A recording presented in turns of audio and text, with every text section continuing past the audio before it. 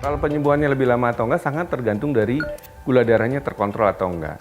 Jadi kalau dia gula darahnya terkontrol, otomatis penyembuhannya juga lebih baik. Ya, tapi kalau gula darahnya nggak terkontrol, otomatis penyembuhannya juga jadi lebih lama.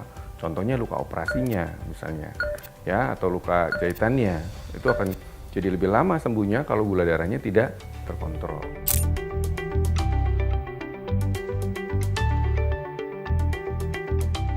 Apa bedanya kista sama miom? Ya, jadi kalau kista itu definisinya kan adalah satu jaringan abnormal yang berisi cairan.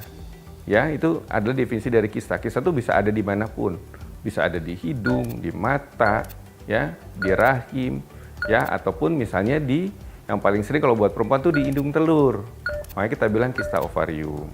Nah, kalau miom itu sendiri apa? Miom itu adalah tumor jinak yang berasal dari otot rahim. Jadi bedanya begitu. Itu suka sering ada pertanyaan tuh misalnya, "Dok, saya operasi kista, bisa lahir normal nggak?" Kan begitu kan? Apakah harus sesar gitu kan? Nah, karena dia berada letaknya di luar, di indung telur, dan tidak ada cacat di rahimnya, dia boleh lahir normal. Berbeda kalau misalnya dia operasinya adalah operasi miom. Karena miom itu adanya di otot rahim, kalau diangkat, dioperasi kan ada cacatnya tuh rahimnya. Pada keadaan tertentu, kalau misalnya miomnya besar dan letaknya di dalam ototnya, karena miom sendiri ada 3 macam sebetulnya. Ada yang di kulit bagian luar, ada yang di dinding di dalam otot rahimnya, maupun di dalam rongga rahim. Ya, nah pada kasus yang di luar, itu pada kondisi itu masih bisa lahir normal.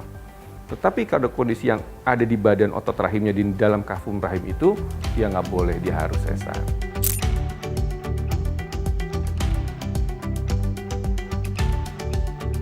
Kondisi kehamilan itu sebetulnya ada 3 faktor utama ya. Jadi sebetulnya yang pertama adalah keadaan dari organ reproduksi ibunya.